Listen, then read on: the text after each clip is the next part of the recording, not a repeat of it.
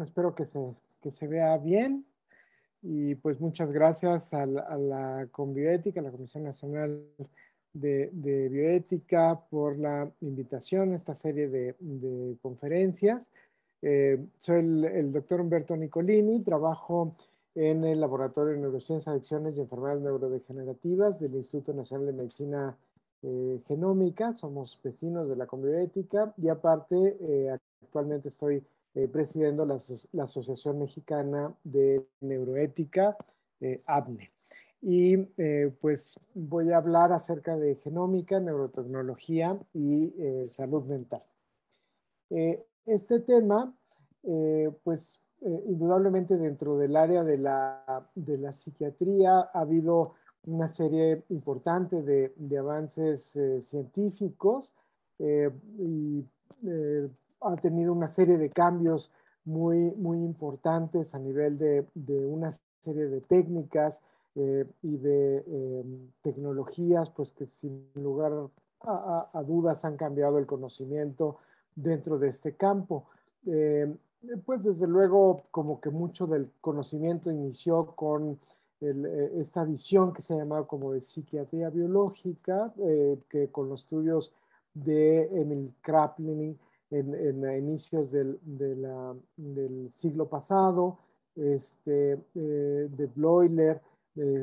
y Alois Alzheimer, en donde pues empiezan a identificar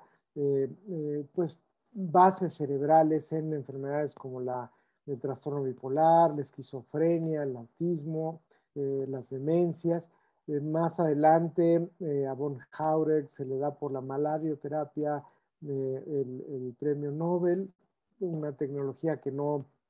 se usa hoy en día, pero bueno, el empezar a encontrar tratamientos para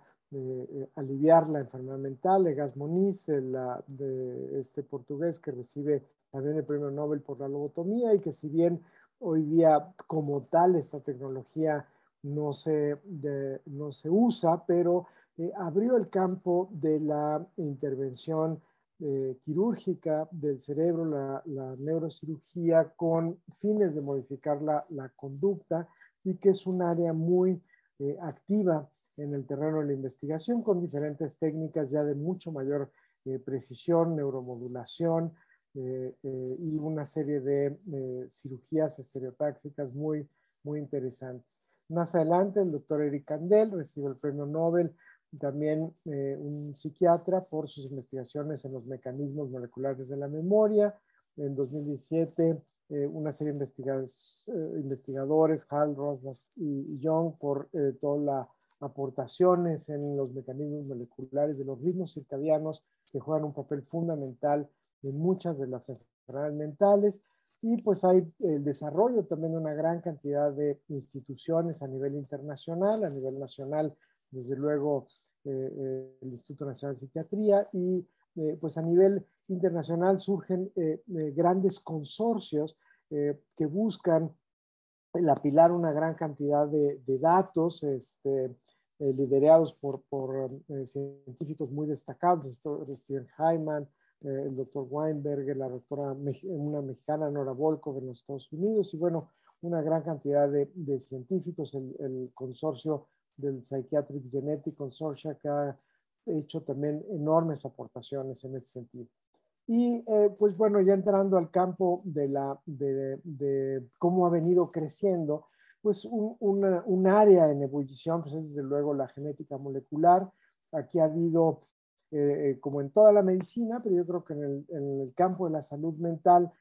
pues el hecho de saber que existen una serie de variantes comunes que están presentes en todo el genoma, y que el que alguien posea esta serie de variantes predisponentes múltiples o poligénicas, aunadas con variantes raras, pueden detonar o estar predisponiendo a la enfermedad mental, con la intermediación o con la constante interacción del medio ambiente. Y esto puede conducir a circuitos alterados del cerebro, a funciones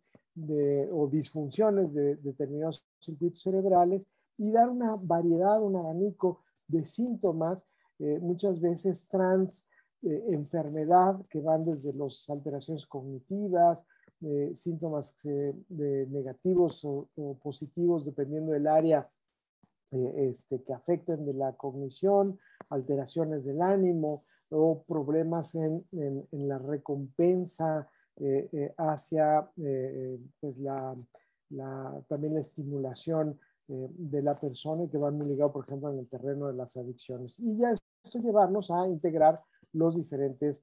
síntomas de las clasificaciones de las enfermedades. Esto también nos ha llevado a el uso de, pues, al conocer, digamos, todos estos genes de vulnerabilidad, y sabemos que hay una gran cantidad de genes que se sabe que están de alto riesgo, algunos que son de mediano riesgo y otros que no han encontrado este riesgo, y entonces se empiezan a agrupar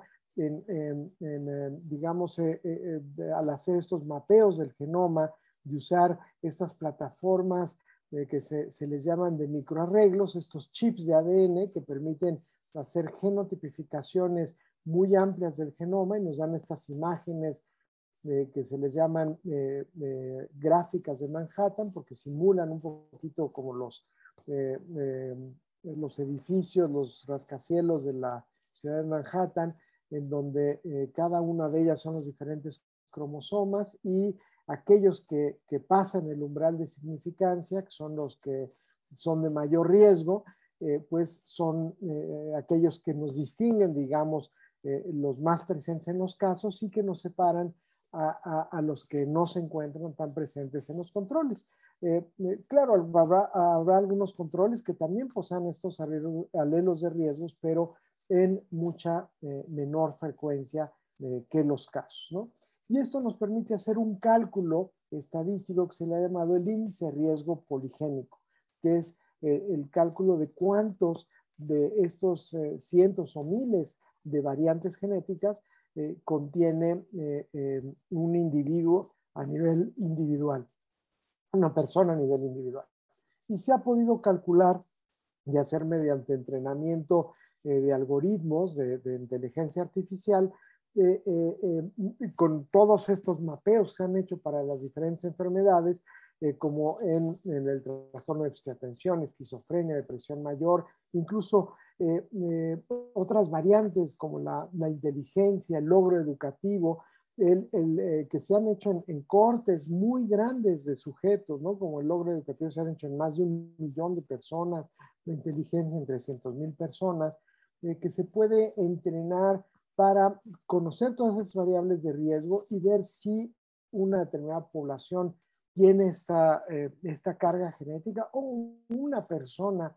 posee estos genes de vulnerabilidad, estos genes de riesgo. Y entonces este índice de riesgo poligénico, este nuevo numeral, digamos, o este nuevo valor en genética, pues se ha vuelto un indicador con un potencial muy interesante dentro de con un potencial clínico muy interesante. Dentro de nuestra propia experiencia, como les decía, en el consorcio de psiquiatría de genética, pues se han usado estos grandes consorcios, por ejemplo, en el estudio del trastorno compulsivo, participamos en esta gran colaboración para encontrar, tanizar estos genes. Se han logrado estos resultados identificando estos alelos, y luego estas son las mutaciones comunes, y luego estas mutaciones raras, ¿no? Estas mutaciones raras del genoma, en donde se encuentran que son menos frecuentes, pero que incluso a veces aparecen de nuevo. Es decir, por ejemplo, aquí los papás no la tienen, pero el afectado sí tiene esta lesión de esta región del genoma, y está directamente implicada en tener la enfermedad. Este es el trastorno compulsivo, que a su vez tiene comorbilidad con los tics, y este fue uno de los pacientes mexicanos que participaron en esta extensa investigación. Y estos, aunque son variantes más raras, son mucho más de peso diagnóstica, ¿no? Entonces, para esto, pues bueno, ya se tienen que hacer estudios más, o técnicas de secuenciación o exoma, para identificar. Claro, también algunos de estos microarreglos también se pueden identificar. Y entonces esto ha dado de que con estas grandes colaboraciones cada vez tengamos más y más sujetos con genotipos. Y, por ejemplo, se han podido hacer metaanálisis de muchos de estos personas con genotipos y se ha vuelto a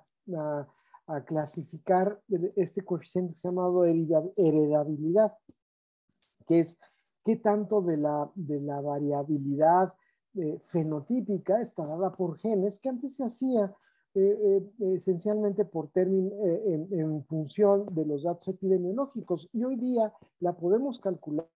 ya con datos moleculares en grandes cantidades de individuos. En este estudio se hizo en más de 1 millón de personas que contaban con estos genotipos, y por ejemplo, esto nos está llevando a reclasificar las enfermedades. Hemos visto que la cantidad de genes que contiene en común, ¿no?, el trastorno bipolar y la esquizofrenia es muy alta, y entonces nos habla que genéticamente probablemente se trate de enfermedades más cercanas, ¿no? Lo mismo pasado con el trastorno obsesivo compulsivo y la anorexia, en donde verdaderamente coexisten una gran cantidad de genes, y que en ese sentido, pues probablemente en las clasificaciones ya no son solo por coincidencia de síntomas, sino por susceptibilidad a nivel de genes, y pues esto va a tener un peso en la clasificación de las enfermedades psiquiátricas, neurológicas, biomédicas, ¿no? Entonces esto va a ser muy interesante en cómo el conocimiento de esto va a impactar la taxonomía. Por otro lado, la participación de muestras mayores, ¿no?, y de todo el mundo va a ser muy, muy importante. Las metodologías se han ido unificando, más o menos todo el mundo está tratando de usar metodologías comparables precisamente para alinearse y poder participar en estas grandes metodologías. Sin embargo, pues también se busca poner elementos adicionales, como por ejemplo aquí el usar variables no solo clásicamente de definición del cuadro clínico, sino ir más allá de los fenotipos, ¿no?, como por ejemplo destrezas cognitivas, como pruebas neuropsicológicas que nos permitan ahondar más en la participación de otros mecanismos cognitivos que no son habitualmente los que definen a la enfermedad. Y esto nos ha ampliado la visión de qué tanto puede abarcar el fenotipo de la enfermedad. Y se ha hablado de lo que se llaman los endofenotipos cognitivos, ¿no? Por ejemplo, para el trastorno bipolar, en donde hemos encontrado que algunas variantes de alteraciones a nivel de la cognición pueden estar dentro de este abanico sintomatológico que hoy día no está dentro de los síntomas de la clasificación, pero que frecuentemente acompañan tanto a los sujetos como a sus familias dentro de la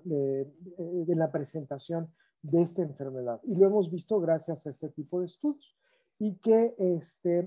incluso, por ejemplo, los genes que hemos encontrado en nuestras poblaciones pudieran estar más representados que los que se han encontrado en la población caucásica. Y este es un tema muy importante, al igual que la comorbilidad, ¿no? Por ejemplo, aquí hemos visto que el uso de las sustancias, lo que se ha llamado este diagnóstico dual, la presencia de enfermedad psiquiátrica con abuso de alcohol o otras sustancias psicoactivas, pues en sí mismo da más severidad, pero tal vez también constituye una variante que puede traer otra carga genética o cargas genéticas adicionales a la variante individual. Y entonces, pues nos abre también otro camino muy interesante de investigación, de determinación de riesgo a poderlo identificar. El campo de las adicciones y las adicciones, de qué manera participan en la enfermedad mental. Y como les decía, esta contribución de la etnicidad, de la ancestría, ¿no?, tanto en lo cultural como en lo genético, porque si estamos calculando esto del aprendizaje de máquina y el haciendo que la predicción del índice de riesgo poligénico está en función de los datos colectados en población caucásica, pues no van a funcionar tan bien cuando tratamos que puedan predecir este riesgo en la población latinoamericana, que eso ha sido un poco lo que hemos visto ya en ejemplos prácticos aquí en trastorno, en psicosis, ¿no? En bipolar, en esquizofrenia. Por ejemplo, cuando vemos qué tanto de investigación se ha hecho, por ejemplo, aquí en azul aparece que la gran mayoría de investigación en salud mental pues se ha hecho en población europea, caucásica, y muy poquito se ha hecho en población latinoamericana. Entonces, hay una gran necesidad de tener mayor representatividad de las poblaciones latinoamericanas, precisamente para que se pueda tener una mayor precisión en la interpretación clínica y en la predicción clínica del uso de estas tecnologías, ¿no? Entonces, el hacer mayor cantidad de estudios en nuestra población es algo que pues se tiene que incrementar de una forma muy importante en todas las enfermedades, en depresión, esquizofrenia, estrés postraumático, déficit de atención, autismo, en la que ustedes digan, ¿no? En México, pues hemos hecho algunos esfuerzos, incluso gracias a la encuesta nacional de las adicciones, pudimos hacer un tamizaje a nivel nacional, hicimos una genotipificación de cerca de un poquito más de 4,000 personas, tomamos genotipos, incluso pudimos encontrar que por ancestría dividimos a la población en estas 6 regiones, ¿no? Que claramente se dividían geográfica y genéticamente, y que pues es curioso cómo los genes también pueden identificar geográficamente en dónde pertenece una persona, ¿no? En nuestro país, y que, bueno, pues también darnos datos de este tamizaje a nivel de adicciones, ¿no? En la población nacional, y desde luego pues los pacientes que tenían comorbilidad con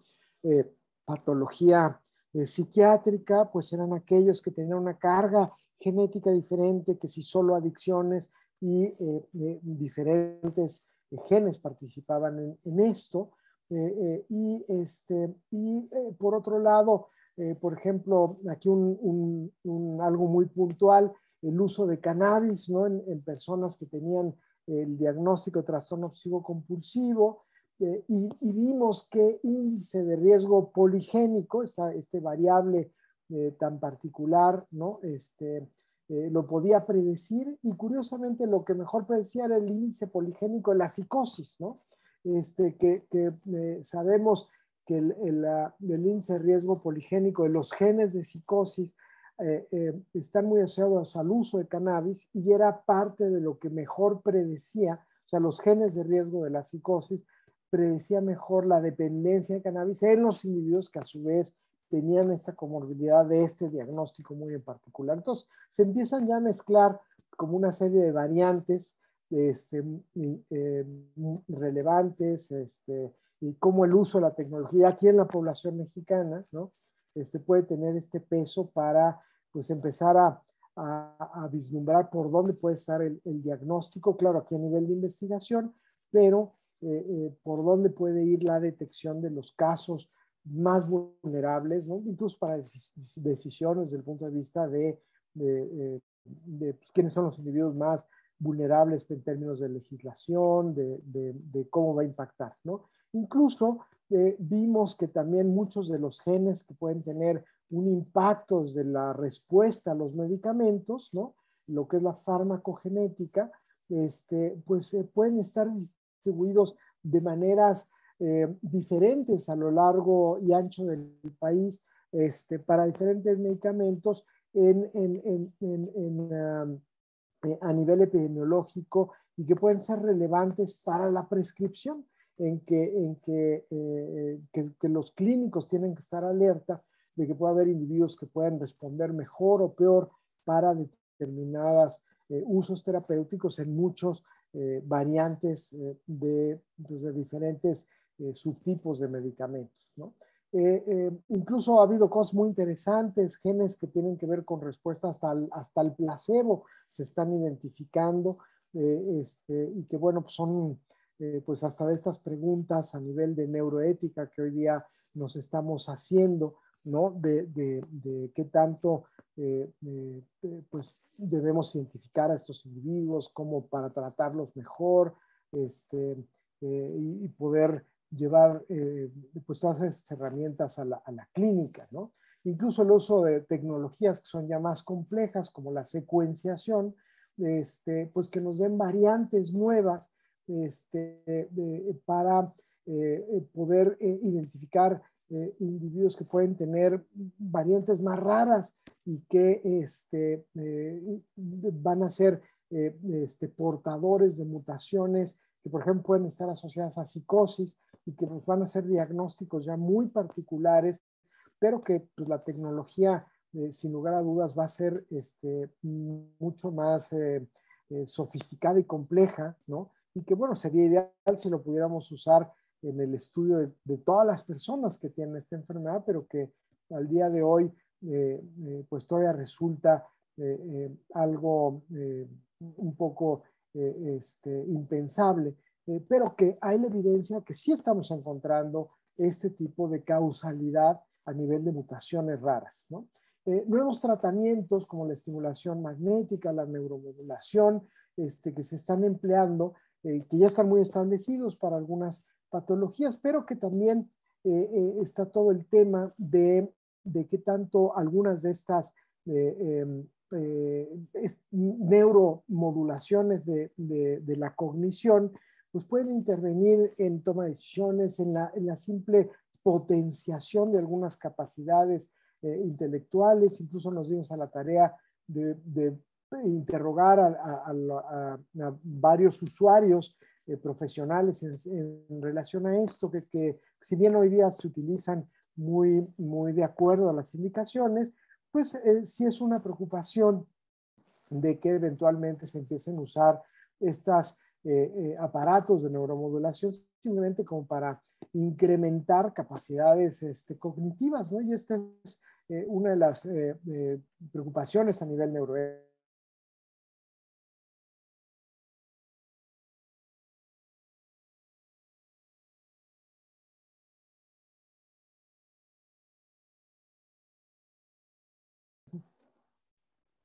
Gracias.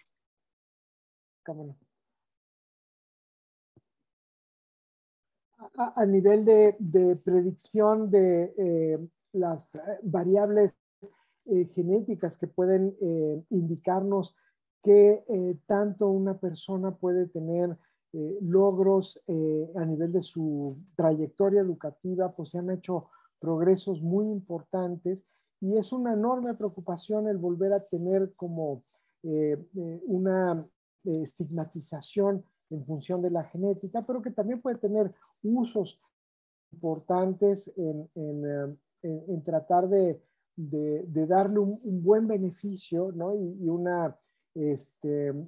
un buen uso, digamos, de qué manera poderle sacar un provecho a estas personas. Y claro, cuidando que esto no se use con fines de estigmatización o de segregación. Pero claro, ha sido un tema de enorme debate el cómo debemos usar este tipo de información. Varios medios y varios polémicas se han desatado alrededor de esto, el de cómo se debe usar este tipo de información y cómo debemos poner este debate si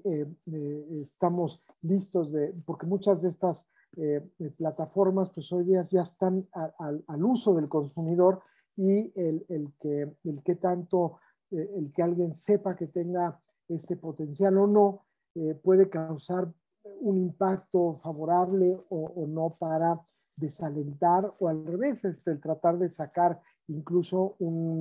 un mejor, exprimir mejor un potencial en este logro, ¿no? Y pues bueno, son de estos debates que se empiezan a tener. Y claro, también vemos ejemplos de algunos de estos malos usos, ¿no? Que son esto que estamos viendo con la selección de embriones a nivel con el uso de estos índices de riesgo poligénico, en algunos casos de que eh, se pueden calcular, digamos, haciendo genotipificación de los embriones y que pues para algunas enfermedades, pero que uno de las razones por las que una personas en las clínicas de fertilidad llegan a seleccionar los embriones es, por ejemplo, con estas del logro educativo, ¿no? O sea, más que el de las enfermedades, o bueno, es si van a tener estos genes de alto desempeño educativo, y es la razón por la que deciden qué embrión implantar, ¿no? En las clínicas de fertilidad. Entonces, ya hoy estamos viendo pues algunos de estos usos cuestionables desde el punto de vista bioético y pues creo que a veces cuando piensa uno que esta tecnología va a llegar, pues ya estamos viendo la aplicación y el uso y tal vez el uso cuestionable desde los debates éticos y que bueno, pues es muy importante que pues nos sumemos al pensamiento de esto y a la crítica y al debate en ese sentido. Y bueno, con esto terminaría mi presentación y pues muchas gracias por su atención.